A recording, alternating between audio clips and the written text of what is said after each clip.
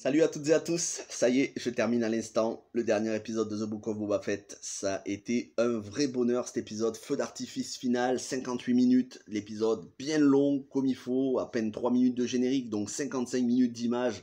Et alors c'était vraiment l'apothéose, la cerise sur le gâteau, que dire?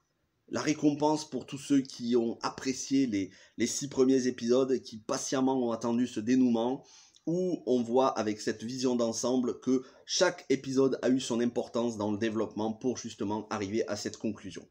Alors, j'avais commencé à faire une vidéo avec une partie sans spoilers, mais en fait je me suis aperçu en parlant que je spoilais. Donc ça va être impossible pour moi de vous parler de cette série sans spoiler, c'est pour ça que cette vidéo, même si je vous parle de la saison dans son ensemble, sera une vidéo 100% spoilers. Mais dans un premier temps, je reviendrai sur l'ensemble de la saison, notamment les reproches qui ont été faits, ce que moi j'ai aimé, pourquoi je considère que les reproches ne sont pas justifiés. Bien évidemment, c'est subjectif, ça n'est que mon avis, hein, et vous avez le droit d'avoir le vôtre, je vais d'ailleurs y revenir sur ça. Et puis dans la deuxième partie de la vidéo, on s'attardera sur l'épisode 7, parce qu'il y a tellement de choses à dire. Et donc, je tenais en premier lieu à remercier tous ceux qui, semaine après semaine, dans les commentaires, ont exprimé leur point de vue respectueusement. Alors quand vous avez adoré l'épisode, forcément c'est facile, puisqu'on est sur la même longueur d'onde. Mais quand vous n'avez pas aimé et que vous avez des reproches à faire, c'est plus difficile. Parce que j'ai vraiment du mal à comprendre pourquoi les gens n'ont pas aimé globalement les 4 premiers épisodes et la série. Pourquoi il y a autant de bashing dessus. Et certains d'entre vous... voilà, m'ont exprimé leur point de vue. Alors je ne suis pas d'accord, je ne suis toujours pas d'accord, mais je le comprends. Voilà, moi j'estime que les 4 premiers épisodes sont vraiment excellents, mais je comprends les reproches que vous ayez à faire. Ceci dit, je vais vous expliquer pourquoi je ne les partage pas, ces reproches.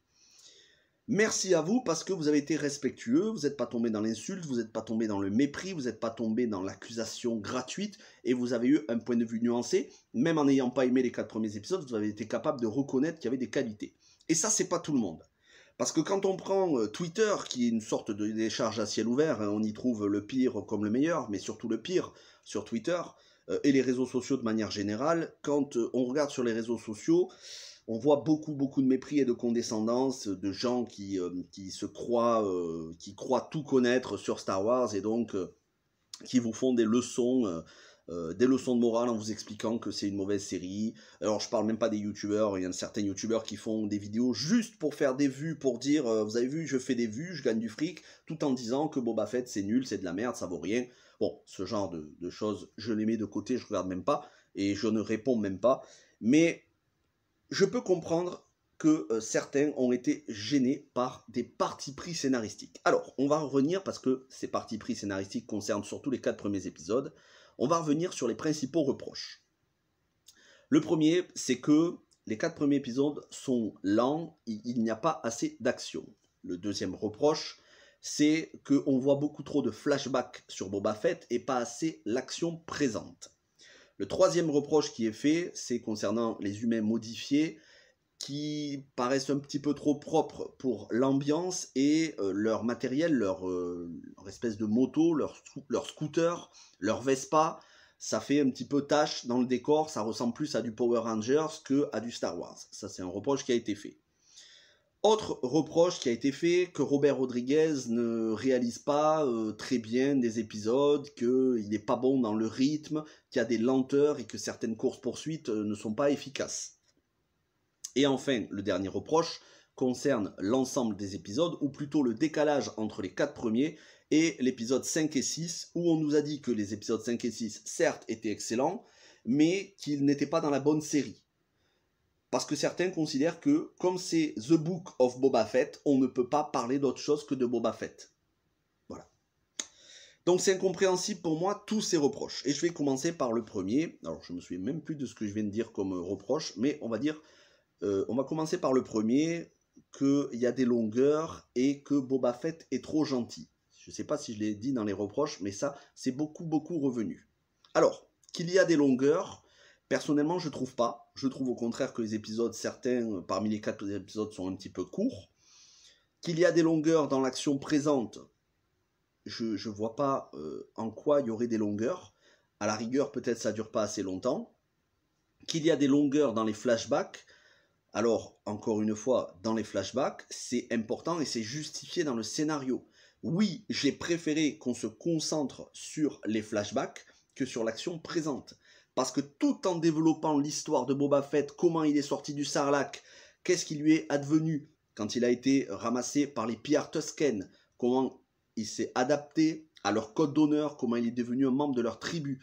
Tout en développant ça, on pose les enjeux pour justement cette fin de saison, cette conclusion, avec le fait que Boba Fett veut devenir le daimyo, le chef de sa ville. Il me semble que c'est Mos Espa. Et je trouve que tout est bien, vraiment tout est bien posé. Si on prend chaque épisode, on se dit où est-ce qu'ils veulent en venir. Si on regarde l'ensemble, c'est cohérent. Donc, les flashbacks. Les flashbacks, je trouve que c'est excellent parce que à la fois, on se demandait comment Boba Fett était en vie. Tout le monde se disait Boba Fett est en vie. On avait appris qu'il était en vie. Et il y avait un film qui devait être en développement. Il me semble que c'est Josh Trank, le réalisateur, qui ensuite a fait les 4 Fantastiques, malheureusement pour lui, qui devait s'en occuper. Au final, c'est devenu une série. Alors, je trouve ça très bien de s'être intéressé à la sortie de Boba Fett de l'estomac du Sarlacc et de ne pas s'être perdu en détail. Certains disent à l'intérieur de l'estomac du Sarlacc, ça fait pas assez réel. Alors là, je comprends même pas parce que c'est tellement bien fait, on dirait que c'est des boyaux, on dirait vraiment que c'est du réel. On voit les conséquences physiques. Il est quand même obligé, pendant 4 épisodes, d'être dans une cuve de régénération de Bacta. On voit les cicatrices sur son visage. Là, c'est pareil, le maquillage est très bien fait. On sent que ça n'a pas été de tout repos, à l'image de l'épisode où il va dans le Sarlacc et où il prend un jet d'acide, où il a de la fumée partout. On sent qu'il est en train de fondre. Donc, on sent qu'il a eu du mal à sortir. Mais, voilà, c'est Boba Fett, donc il s'en est sorti. Et ensuite, quand il est récupéré par les pillards Tusken. Là, je vous en avais parlé, je ne sais plus si c'était dans les 2 premiers épisodes, je vous avais dit ça fait vraiment le dernier samouraï. Pour ceux qui ont vu le film avec Tom Cruise et Ken Watanabe et Hiroyuki Sanada, c'était un soldat américain qui est capturé par les samouraïs, donc l'ennemi, puisqu'il avait été engagé par les Japonais pour les tuer, il est capturé par l'ennemi.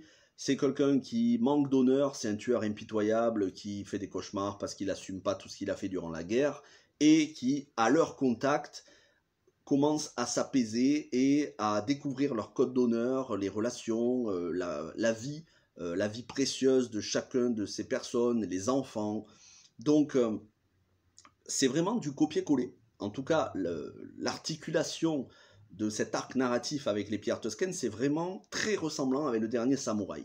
Et je trouve ça très, très intéressant, surtout que, voilà, il y a quand même des références à la culture japonaise avec le daimyo. Le daimyo, c'est clairement japonais. Donc, c'est très intéressant tout ce qu'ils ont fait avec les pillards Tusken, surtout qu'à la base, les pillards Tusken, c'est une tribu on va dire, de barbares qu'on voit très peu dans les 6 premiers épisodes de la trilogie, si ce n'est dans l'épisode 1 de La menace fantôme, où ils sont dans le canyon où il y a la course de pod avec Anakin Skywalker, qu'ils tirent sur tous les vaisseaux et qui brandissent leurs fusils en criant en l'air des cris incompréhensibles. Donc jusqu'à là, ils n'étaient pas très très fins intellectuellement, c'était pas le top. Psychologiquement, c'était le néant. Et là, on arrive à nous les développer sur 4 épisodes. On a de l'empathie pour eux, et quand on apprend qu'ils se sont fait génocider, et ensuite on apprendra que c'est les Pike qui l'ont fait, et bien en fait, on a un petit peu d'émotion, c'est un petit peu, c'est un petit peu choquant de voir que, alors que vraiment on s'est intéressé à chacun d'eux, on a vu Boba Fett les sauver, prendre soin des enfants de cette tribu, l'effet de tous les voir s'être fait décimer, il y a de l'attachement pour ces personnages-là, et ce, en l'espace de 4 épisodes à peine. Donc, à ce niveau-là, c'est une réussite. Ensuite, donc, dans l'action présente, sont posés les jalons tout au long des épisodes avec les négociations avec les différents chefs de mafia de la ville, avec les Pike, avec les différents habitants de Mos Espa, à l'image du personnage de Jennifer Beals qui fait la Twi'lek, la chef du bar. Et tout ce petit monde-là gravite. Et ensuite, quand on va voir que certains se font tuer, comme dans l'épisode précédent, l'épisode 6, à la fin, avec l'attentat, le bar qui explose, et on va voir les habitants se faire tirer dessus dans cet épisode qui était carrément de la guerre, cet épisode 7, en fait, on comprend que tout ce qui a été posé durant les 4 premiers épisodes, c'était pour nous faire un aperçu global et que toutes les pièces du puzzle sont rassemblées pour en arriver à cette conclusion logique de guerre totale dans l'épisode. Pour moi, c'est encore une fois une force, et si on regarde uniquement les 4 premiers épisodes, mais qu'on ne regarde pas cet épisode 7, forcément ça va paraître un petit peu fade, mais quand on regarde, il faut regarder l'ensemble et pas juste un épisode. C'est pour ça que c'est toujours très compliqué de juger un épisode. Il faut juger la saison complète. Et quand on voit la saison complète, on se dit que oui, ça a été intéressant de poser les bases calmement pour cette montée petit à petit crescendo en tension et cette explosion finale. Je reviens sur un petit détail qui franchement n'est pas très important pour moi, les humains modifiés, leur look. Alors déjà, les humains modifiés dans Star Wars, tout à fait normal. Dark Vador lui-même était un humain modifié, puisqu'il avait des parties mécaniques de son corps, Anakin Skywalker, après avoir été recueilli à la fin de l'épisode 3, la revanche des Sith, par l'Empereur. Il devient Dark Vador, mais il a la moitié de son corps qui est mécanique. Donc ça, c'est absolument pas gênant du tout. Après, c'est vrai qu'ils font, il faut le dire, ils font un petit peu propre sur eux, et je trouve qu'ils font pas assez authentique dans le décor. C'est surtout leurs motos qui font pas très authentiques. On dirait des Vespa à peine relookées, des Vespa des années 50-60, avec des couleurs un peu flashy. C'est vrai que ça aurait été beaucoup plus cohérent dans un environnement comme Coruscant que sur Tatooine. Bon, est-ce que c'est frustrant? Absolument pas. D'ailleurs, il y a un épisode, je ne sais plus si c'est l'épisode 3, où il y a une course justement avec ces Vespa, où j'ai entendu le reproche que c'était pas assez rythmé, que c'était lent. Alors là, je ne comprends pas du tout, parce que j'avais trouvé cette course vraiment très bien rythmée. Et personnellement, je n'ai pas du tout ressenti des lenteurs, voilà, dans l'action et dans le rythme. Donc je ne peux pas vous dire que j'ai ressenti, alors que j'ai ressenti l'inverse. Je vais pas vous mentir pour vous faire plaisir. J'ai ressenti que c'était trépidant, l'action du début jusqu'à la fin. Autre personnage, Chrysanthemum, qui est bien développé, ce Wookiee qui est d'abord opposé, ce Wookiee mercenaire qui est d'abord opposé à Boba Fett, employé par des Hutt, qui va finir par devenir un allié, d'abord employé, puis ensuite ami avec Boba Fett. Et alors dans cet épisode 7, il est tellement charismatique. Ça, c'est un personnage du lore de l'univers étendu. Moi, je ne connais pas assez bien l'univers étendu, donc je fais avec ce que j'ai appris dans les vidéos de youtubeurs. Mais le personnage est bien mis en valeur, et en même temps, c'est pas un personnage principal, donc c'est normal qu'on ne le voit pas à chaque épisode. Une petite chose, certains se sont arrêtés sur des détails, parce que pour moi, j'estime que c'est des détails de soi-disant cohérence. Dans l'épisode 1, Boba Fett a un jetpack, et il s'affronte contre des mercenaires envoyés par le maire de la ville, et il prend pas la fuite avec son jetpack, il s'envole pas pour leur tirer dessus, mais il les affronte à même le sol. Pour moi, c'est vraiment un détail. Oui, c'est sûr qu'il a un jetpack, il aurait pu s'en servir. Est-ce que c'est dérangeant? Absolument pas, du tout. Le fait qu'il soit gentil. Alors, le fait qu'il soit gentil, là, c'est quelque chose qui est beaucoup revenu au fur et à mesure des épisodes. Mais encore une fois, tout ça est lié à l'arc narratif des Pierre Tusken durant les 4 premiers épisodes. Il faut savoir que Boba Fett, et j'ai jamais compris l'engouement autour de Boba Fett dans la trilogie d'origine, Guerre des Étoiles, il n'y est pas, mais surtout Empire contre-attaque et Retour du Jedi, j'ai jamais compris cette hype démesurée. Je la respecte et je trouve que c'est bien qu'il y ait une hype, mais je l'ai jamais comprise. Parce qu'en fait, il faisait juste que capturer Han Solo, c'est tout. Et il avait un costume stylé. Certes. Et tout le monde disait Boba Fett, il faut un retour. Il y avait un film qui était prévu, je crois que c'était Josh Trank, le réalisateur des 4 Fantastiques, qui devait s'en occuper. Donc finalement, quand ils ont vu les 4 Fantastiques, ils ont dit on va arrêter. Et c'est devenu la série. Alors, Boba Fett, à la base, c'est quelqu'un qui réfléchit pas vraiment. Certes, il est, on va dire que il réfléchit, mais uniquement pour capturer ses ennemis.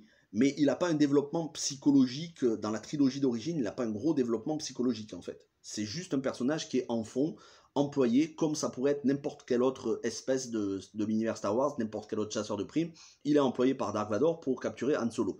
Mais il n'y a pas de développement psychologique et c'est pas un personnage auquel on s'attache. Après, grâce à la prélogie, on s'y est beaucoup plus attaché parce qu'on a vu son enfance, on a vu que c'était un clone, le clone de Jango Fett sur la planète Kamino. avec tous les clones qui font partie de l'armée qui a commandé, il me semble que c'est le comte Dooku qui les avait commandés. Donc là, pour le coup, Boba Fett devient un personnage sur lequel on a beaucoup plus d'attachement, et puis il y a cette scène dans l'arène avec Mace Windu qui décapite Jango Fett, et Boba Fett qui recueille la tête et le casque de son père. Donc là, le personnage devient vraiment épais, psychologiquement, il prend de l'ampleur. Et c'est à partir de là, je pense, qu'il y a un beaucoup plus grand attachement, surtout que c'est Temuera Morrison qui fait Jango Fett. Temuera Morrison qui vient donc ici reprend le rôle de Boba Fett. Et jusqu'à présent, c'était un mercenaire sans scrupules.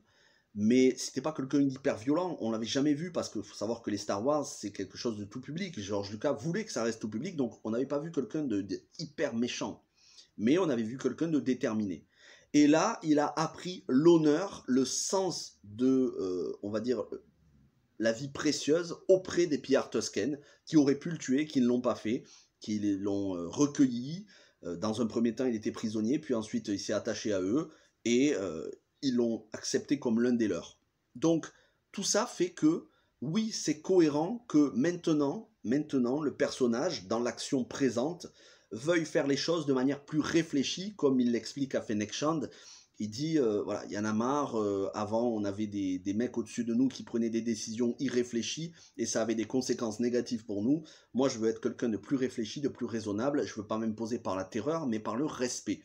Et il a tout à fait raison, parce que quand on s'impose par la terreur, tôt ou tard on chute. Quand on s'impose par le respect, tôt ou tard on est sauvé. Et donc, je trouve que c'est une bonne chose d'avoir fait un Boba Fett, certes, qui pourrait sembler être ramolli, mais on le voit dans ce dernier épisode qui ne l'est absolument pas, à l'image de ce combat avec Cad Bane. J'y reviendrai dans quelques instants. Donc, le reproche qui est fait Boba Fett gentil, pour moi, ça tient pas. C'est un reproche qu'on peut faire si on voit juste un ou deux épisodes. Mais quand on voit la saison dans son entier, ça ne tient pas. Et c'est pour ça que je vous dis, ne jugez pas la série sur un ou deux ou trois épisodes, mais jugez-la sur l'ensemble de la série. Donc, comme je vous l'ai dit, tous ces reproches sur les 4 premiers épisodes, pour moi, ne sont pas valables. Et donc, le dernier reproche qui est fait, c'est que l'épisode 5 et 6 s'attardent plus sur le Mandalorian que sur Boba Fett, puisque Boba Fett, on ne le voit quasiment qu'à la fin de l'épisode 6. Dans l'épisode 5, on ne le voit pas, et l'épisode 6, presque pas.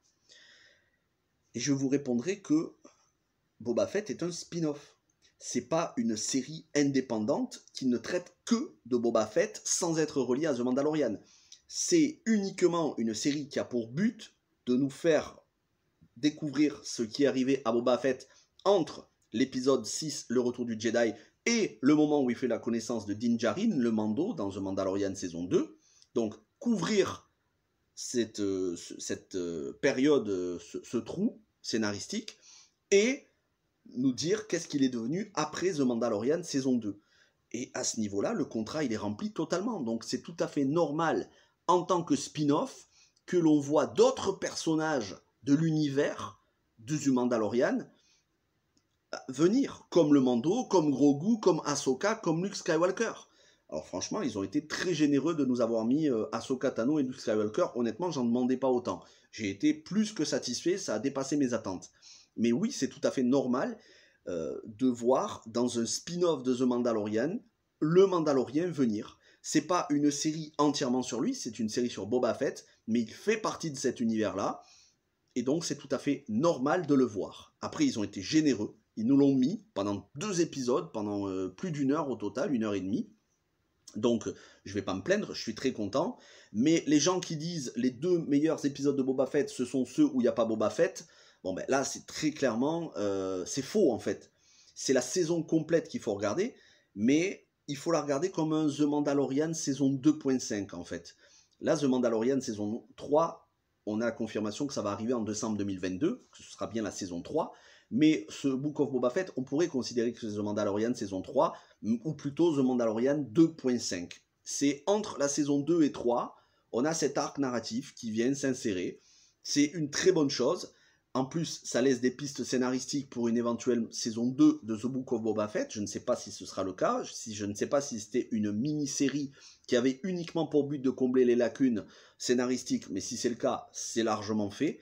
Et si on s'étend donc sur une saison 2, à ce moment-là, sur la saison 2, on aura beaucoup plus Boba Fett et Fennec Shand que le Mando qui prend son indépendance dans la toute dernière scène, puisqu'il part vers d'autres horizons sur The Mandalorian saison 3.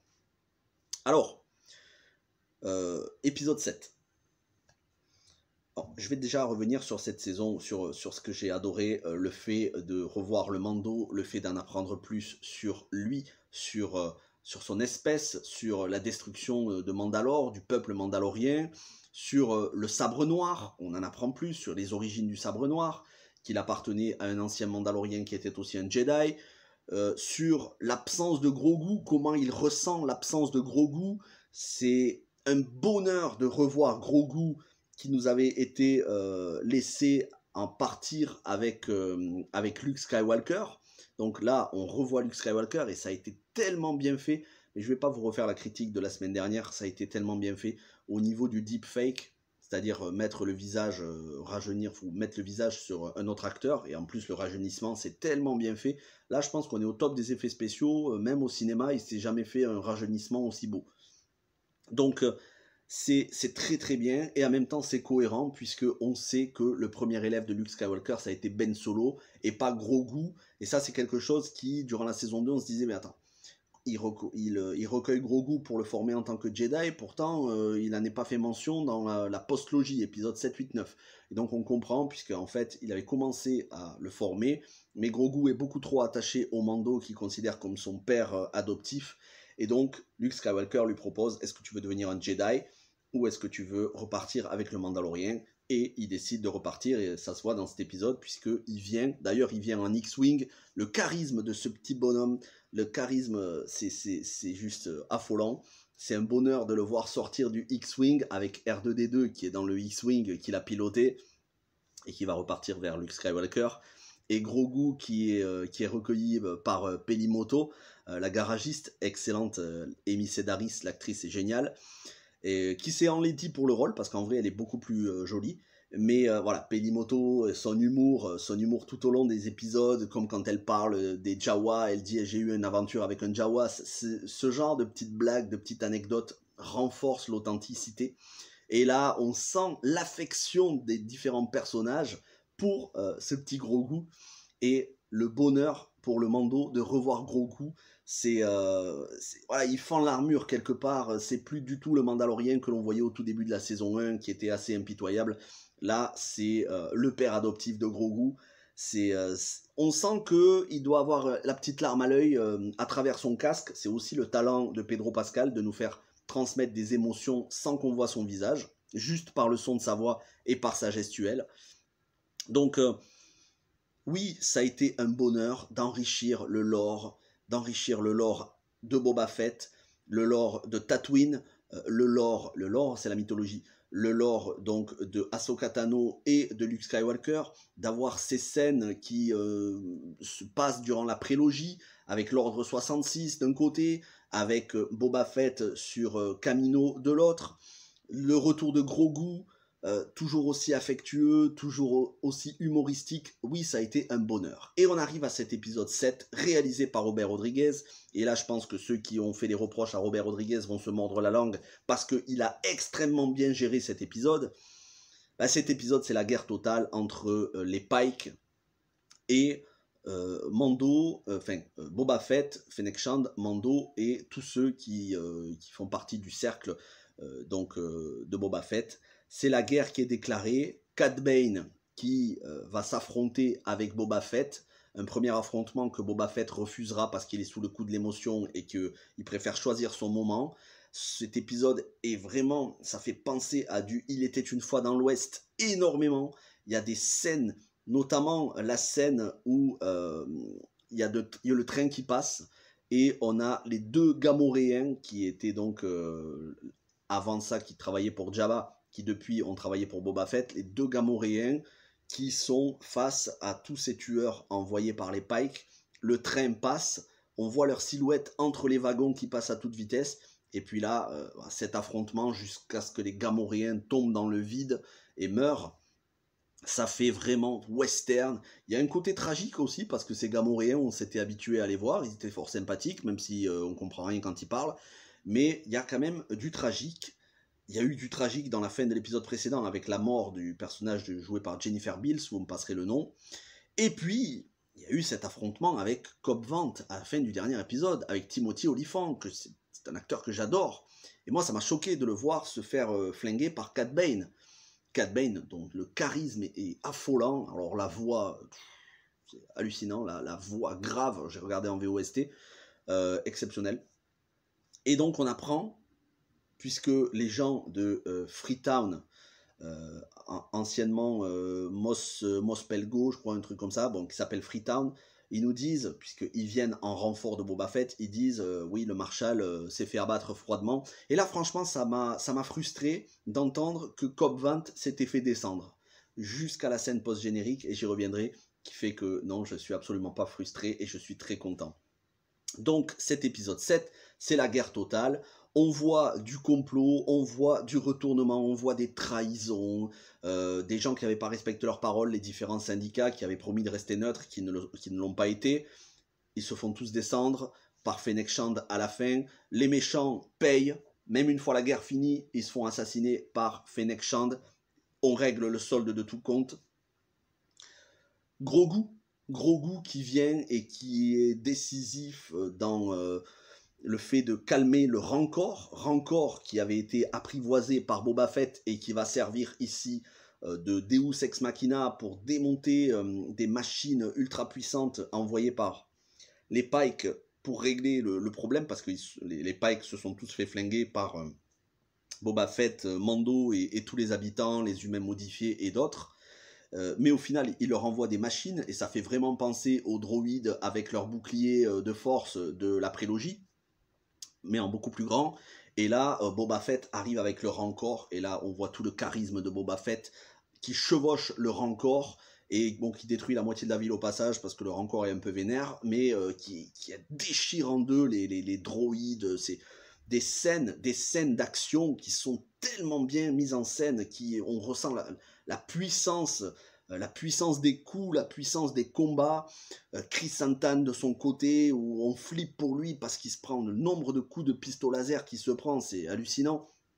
Et il s'en sort, et il prend des mecs et il les fracasse, il les jette contre le mur. Je crois qu'à un moment donné, il en prend un, il le chope en l'air, et ensuite il le jette en l'air et lui tire dessus. Et l'autre, il fait un bond à je sais plus combien de mètres. Ouais, on a des scènes comme ça regorge d'action. Et j'ai regardé la durée.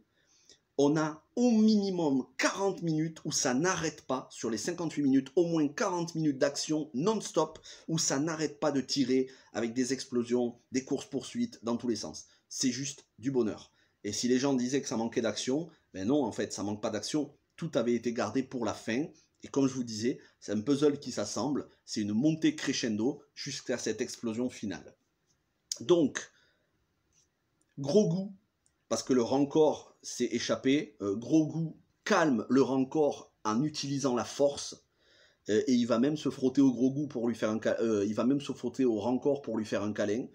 Ça m'a tué, j'ai été plié, et en même temps c'était tellement excellent.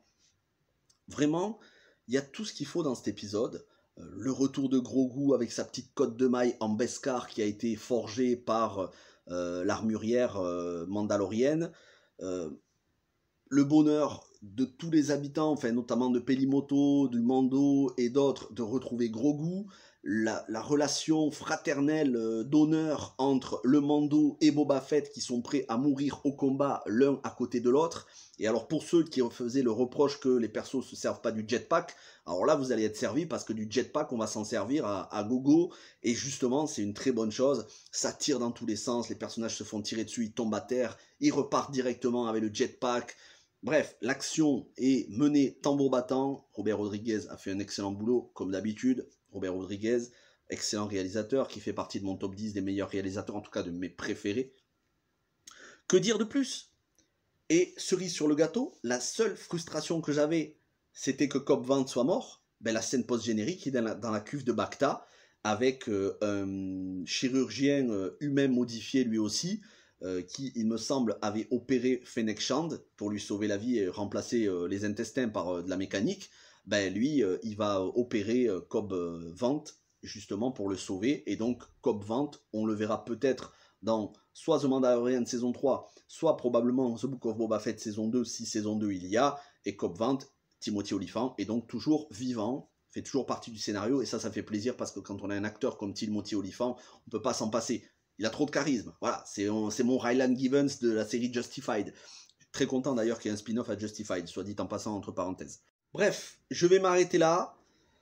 Encore une fois, je le répète, je ne comprends pas tous les reproches qui ont été faits, l'acharnement qu'il y a eu sur cette saison de The Book of Boba Fett. Oui, tout n'a pas été parfait dans les moindres détails. Il y a eu des petites incohérences. Voilà, on en parlait, le jetpack, pourquoi il n'utilise pas le jetpack dans l'épisode 1, les Vespa qui font un peu couleur Power Rangers, les humains modifiés qui font un peu trop propre sur eux. Oui, mais ça reste des détails, c'est anecdotique. Quand on voit tout l'amour, le respect, la fidélité, la cohérence de la part de Jon Favreau, Dave Filoni, Bryce Dallas Howard, Robert Rodriguez pour la prélogie et la trilogie originale de George Lucas, et même de la cohérence avec la postlogie, quand on voit tout ça, on se dit que en fait, faut arrêter d'être trop exigeant. Déjà, les gens, contentez-vous de ce que vous avez, parce que ce que vous avez, c'est déjà énorme. On a réussi, après la postlogie, qui avait divisé totalement les gens, où les gens étaient quasiment écœurés de Star Wars.